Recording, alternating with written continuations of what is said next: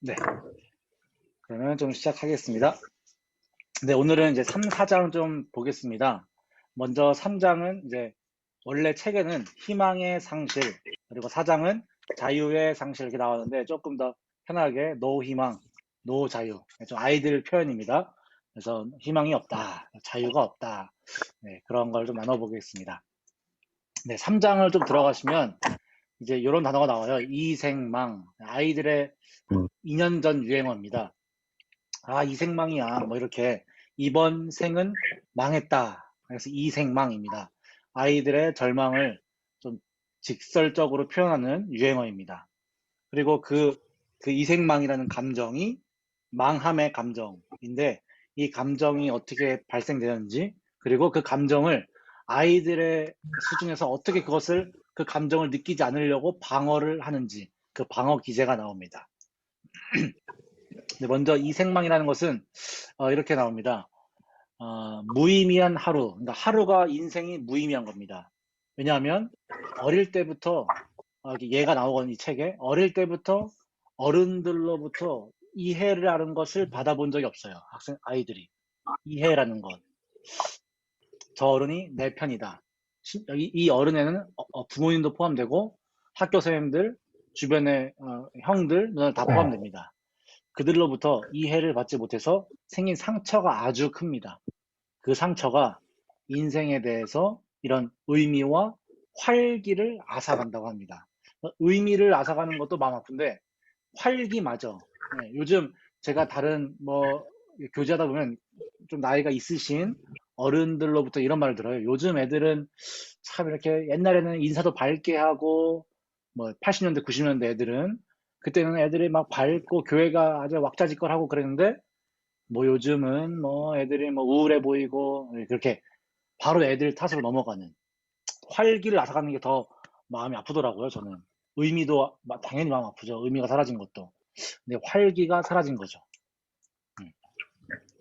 두 번째로는 그러니까 학생들이 그래도 자기의 이런 망함의 감정을 이야기하는 것조차도 사실은 큰 변화인데 이런 망함의 감정을 이야기하는 게 어른들 입장에서는 좀 버릇없어 보이고 아니면 책임감 없어 보이고 이게 바로 이게 씌어버리는 거죠. 저희들 눈에는. 네. 그래서 그런 변화. 나 이렇게 이생망이에요 라고 하는 이런 이야기를 하는 것 자체가 큰 변화이기 때문에 참 큰 변화가 일어나고 있구나 라고 인정해주고 사랑해주면 좀 더 대화가 가능하다는 것입니다. 그래서 우리 학생들을 대할 때도 좀 이러한 저의 어른으로서 그런 변화를 인지했으면 좋겠습니다. 마지막 세 번째는 이 변화무쌍함이 있어요. 지난 1, 2장에 나왔는데 아이들이 막 현실에서는 되게 막 다운되고 우울하고 절망스러운데 유튜브나 이런 거 보면은 혼자 갑자기 낄낄대면서 별거 시덥지 않은 그런 개그에 막 터지고 자지러지고 막 욕을 하고 그래요. 변화무쌍한 건데 이건 전통적인 아이들의 변화무쌍함이기 때문에 이것도 우리가 어른으로서 잘 받아줘야 된다. 그래서 스마트폰을 통해서 이런 아픔이 있다라는 거죠. 그런데 부모님들은 이렇게 느끼는 거죠. 자녀들과 단절된 것 같아요. 자녀들과 내 사이에 큰 벽이, 두터운 벽이 생긴 것 같아요. 하고 선생님들은 당황스러움. 선생님에게 대들고. 옛날에 제가 지금 30대 중반밖에 안 되는데, 제가 학생 때만 해도 대들렸다가는 체벌도 심했고, 그런데 요즘은 그런 것도 심하죠. 그래서 이런 감정이 책에서는 아이들에겐 가장 짙은 감정이래요. 이 짙은 감정은 수치심 그리고 자기 혐오감으로 이어진대요. 감정적으로 수치스럽고 자기를 싫어하게 만들어요. 근데 이게 행동으로 어떻게 나오냐면 공격적인 행동으로 나온대요. 공격적인 행동. 이게 좀 마음이 아프죠. 그래서 이 원장님, 이 작가가 말하는 해결책은 각자의 주체성과 고유성에 기반한 행복을 찾게 해줘야 된다. 라는 말을 합니다. 이것은 저희 기독교에서 가장 추구하는 행복이기도 한 것 같습니다. 각자의 주체성과 고유성에 기반한 행복을 찾도록. 그리고 우리 아이들을 바라볼 때도 너희들은 어떤 기준에 의해서 세상이 세워진 기준에 의해서 너희는 행복한 사람이고 잘난 사람이다 이게 아니라 각자 하나님께서 빚으신 형상으로서의 행복을 찾게 해주면 좋을 것 같다 이런 생각을 해봤습니다. 네, 그리고 두 번째로는 그 망함의 감정이 이렇게 과정이 있다는 거죠. 어떤 사회 문제들. 이 원장님이 모르겠습니다. 서론부터 2장에서 좀 심하게 정치적인 이야기를 꺼내면서 하는데 다시 한번 말씀드리면 저는 여기에 별로 동의를 하지 않지만 사회 문제라고 자꾸 이렇게 말합니다. 경쟁하게 하고 능력주의고 비교하게 하는 것. 물론 이거 다 안 좋죠. 그래서 이런 것들로 어른들이 아이를 판단하게 되니까 어른들이 이해를 하지 못한다. 그렇게 해서 이런 이생망이 탄생하게 됐다고 말합니다. 그래서 이 학생들은 이 망한 것 같은 이 절망의 감정을 방어하는데 이런 기제들을 쓴다는 거죠. 수능하자.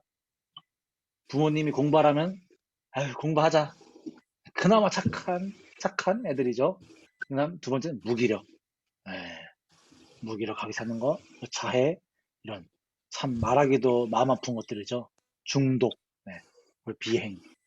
요즘 뉴스 보면 참 비행하는 청소년들이 참 많이 나오죠. 뭐 담배빵을 하고 뭐 장난이었어요. 뭐부터 시작해서 그런 것들이 이런 이생망의 과정들이 있었기 때문에 나온 거지. 태어날 때부터 그들은 그렇게 나쁜 애들이 아니었고 그들과 다 상담해 보면 이러한 주변 어른들의 이런 몰이해와 그런 것들로 인해서 상처가 깊은 거다. 그래서 저도 그런 뉴스를 볼 때마다 이제는 좀 더 이러한 마음을 좀 갖게 되는 것 같아요. 네.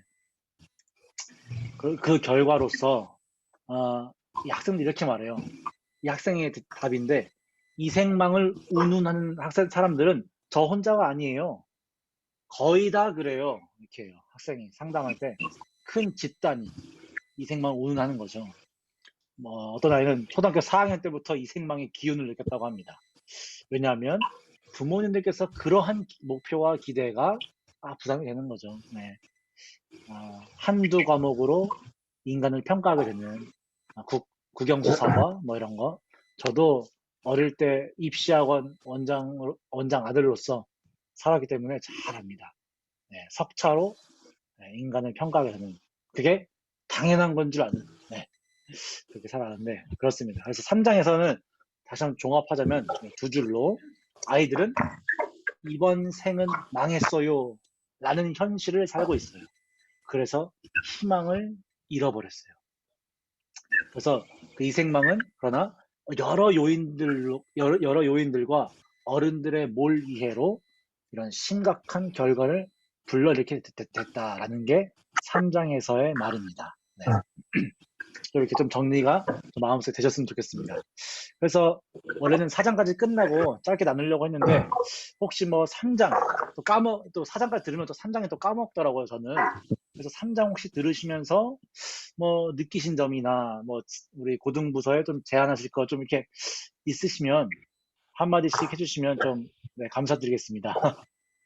뭐 요 상태에서 뭐 홍병철 지사님 뭐 3장에서 뭐 느끼신 바가 있으신가요? 아, 네, 한번 저기, 네. 아니야. 제가 이제 일본에서 생활을 했기 때문에, 일본에서 한 15년 정도 지금 있었거든요. 네.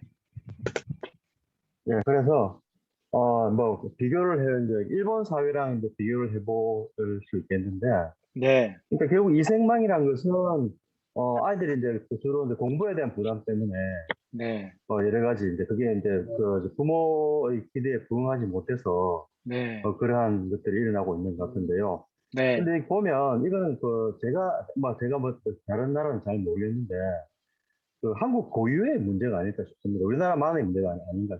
중국도 요즘은 좀 이제 학벌 사회가 되는 바람에, 상당히 이제 좋은 대학 하면은 출세하고 뭐 하는 그런 쪽으로 가고 있다는데, 이게 좀 이제 우리나라에서 이건 그러니까 다른 어떤 미국이나 유럽이나 보면 그 사람들 자유롭게 여행도 하면서 뭐 대학을 가도 되고 안 가도 되고 이런 뭐 여러 가지 이제 그런 식으로 그 이제 전도사님도 미국에서 좀 경험을 해보지 네, 않으셨습니까? 네, 네. 예, 그러니까 이거는 우리나라 자체의 어떤 그 특수한 문제라고 보여지거든요. 네.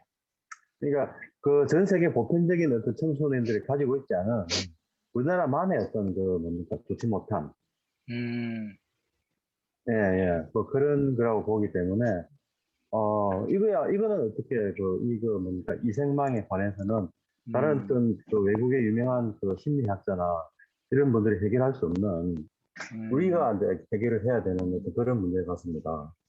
네, 맞습니다. 예, 예, 교회에서 좀 예. 많이 좀 이렇게 아무래도 배려가 많이 필요한 것 같습니다. 교회 내에서. 아, 그렇죠. 그래서 제가 네, 그 네, 말씀 드리고 싶었어요. 교회에서 우리 네. 교회 역할이 참 중요하다, 소중하다. 교회 오면은 음, 그래도 애들은 다 소중하게 생각해 주니까. 네. 맞습니다. 그, 이제 자연스럽게 사장에서 그런 또 얘기가 나오잖아요. 이제 부모와 자식 간의 이제 관계에 대해서 이제 나오는데 굉장히 좀 강렬하게 나오더라고요. 네. 사장을 좀 천천히 살펴보면 될 것 같습니다. 네. 사장에서 이제 자유의 상실이 나와요. 자유가 없는 이제 세대인 거죠. 좀 먼저 크게 좀 프리뷰 해보자면, 아이들의 인생은 실망밖에 없다. 네. 많은 기대를 받았지만 그 많은 기대를 받은 만큼 실망밖에 없고, 그는 내 아이가 종교가 되어버렸다. 네, 좀 강력하죠. 마지막으로는 그 아이들은 외로움과 자기 증오에 둘러싸여 있다라는 것입니다. 좀 살펴보겠습니다. 네, 먼저 네, 실망뿐인 인생. 일단 부모님이 이제 기대가 많이 크시죠. 네. 저도 많은 기대 소개 잘하는데 채울 수 없습니다. 채울 수 없는 부모의 기대. 그리고 여기에 어떤 한 예로 나온 학생이 멈출 수 없는 재롱 떨기. 어떤 외동딸이 있는데 네, 계속 재롱을 떠는 것처럼 어릴 때부터 계속 재롱을 떨어온 거죠. 막 뭐 플루트 해봐, 뭐 연주 해봐부터 시작해서 이제 그게 이제 재롱 떨기로 이제 전락해 버린. 네, 그러면서 이런 부모의 끝도 없는 기대를 이제 아이들은 힘들어하는 거죠. 네. 저도 뭐 부끄러운 얘기지만 그 중학교 1학년 때 처음 가서 전교 8등을 했어요. 굉장히 잘한 거잖아요. 전교 360명 중에 8등을 했는데 무지하게 혼났습니다. 네. 원장 아들이 거밖에 못하냐부터 시작해서 제 학원이 좀 규모가 있다고 말씀드렸잖아요. 여기 선생이 몇 명인데, 선생님 보는 눈이 몇 개인데 너 그거밖에 못했냐. 네, 뭐서 시작해서 그때부터 이상한 완벽주의에 걸리기 시작한 것 같아요, 저도. 네, 저도 이게 읽으면서 이게 뭔가, 네, 나도 어른과 아이 경계에 있는 듯한 느낌이었습니다. 네. 네, 그리고, 부모님의 삶은 이제 오로지 자식 때문에 사는, 그게 이제 아이들도 느끼는 거죠. 그래서 이 원장님의 해결책은 부모님 여러분도 여러분의 삶을 사십시오. 라는 이런 해결책을 주시죠. 굉장히, 네, 기독교 메시지랑 좀 비슷하죠. 네. 자식의 삶을 사는 게 아니라 부모 자신의 삶을 살 필요가 있다. 네. 그리고 자식으로부터 독립하는 것이 사실 정답인데 그것은 이제 이미 사회학적으로 그리고 현실적으로 굉장히 어려운 일이 되어버렸다라는 것입니다. 부모님이 네, 자녀로부터 독립하는 일이 어려운 거죠. 자녀가 부모로부터 독립하는 것도 어렵지만 부모가 자녀로부터 독립을 해야 된다. 네, 그런 또 이렇게 통찰 있는 어떤 말을 해주었습니다.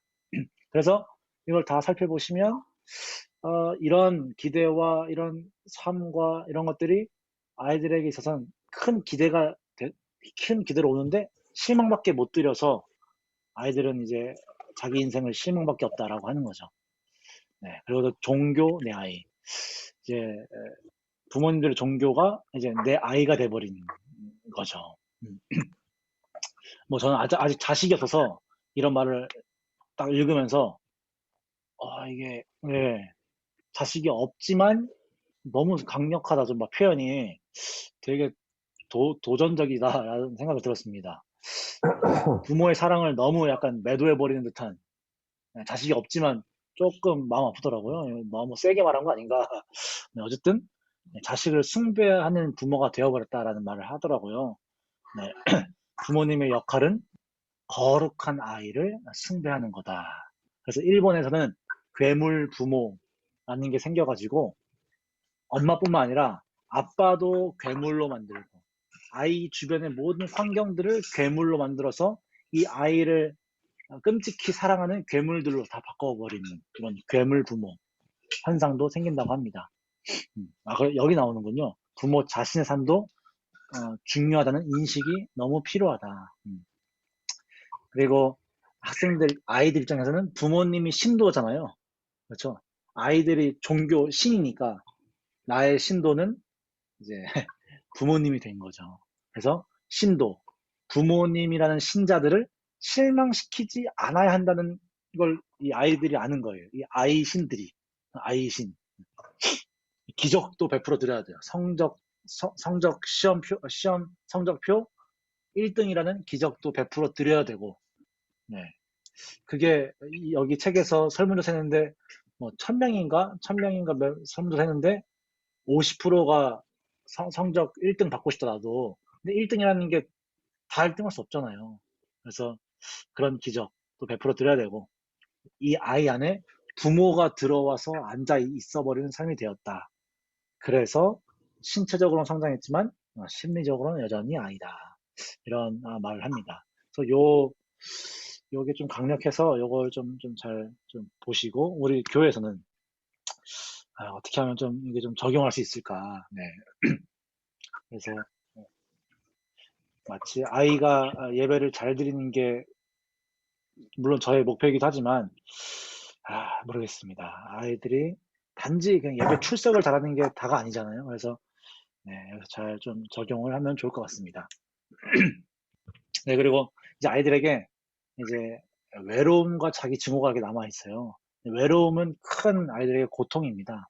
그래서 이 원장님이 말하기로는 한 세대 전에는 형제들이 많았다고 합니다. 네, 많았을 때는 그때는 부모님의 기대가 그 형제들에게 다 고루고루 분포되어 있어서 뭐 나 뭐지? 6타수 3안타야 뭐 이런 거. 난 자녀가 6명인데 3명이 뭐 성공했어. 의사 뭐 사자 직업이야. 뭐 이런 거 성공한 거지 뭐. 뭐 이렇게 위안을 삼으셨다면 내 딸은 1타수 무안타야. 뭐 이런 식의 농담. 외동 딸이 한 명밖에 없는데 뭐 이렇게 무안타야라는 이런 네. 이런 거 들으면 참 아이들은 네, 무너지죠. 네. 그래도 어떤 부모님들은 요즘 뭐 스마트폰 많이 압수하시잖아요. 늦게까지 계속 공부만 하다가 겨우 이제 좀 스마트폰 애들과 자기 친구들이랑 이제 카톡으로 대화하면서 스트레스 좀 풀고 싶은데 그게 안 되는 거죠. 그것마저도 빼앗겨 버리고. 그럼 난 뭘 해야 되나? 공부 쭉 학원 늦게까지 11시까지 학원 하다가 학원 다 공부하고 집에서 씻고 자라는 건가? 스트레스는 어디 푸나? 이런 게 있는 거죠. 그래서 오늘 이 책에 제가 깜짝 놀란 예화인데 전교 1등 드디어 그 기적을 베풀어 드렸어요. 이 아이가 학생이 시험 성적표 1등을 받자마자 거기에 유서로 이제 됐어 라고 쓰고 이제 자기 스스로 생을 마감한 이 학생의 예가 들어있더라고요. 그래서 이야, 너무 마음이 아팠습니다.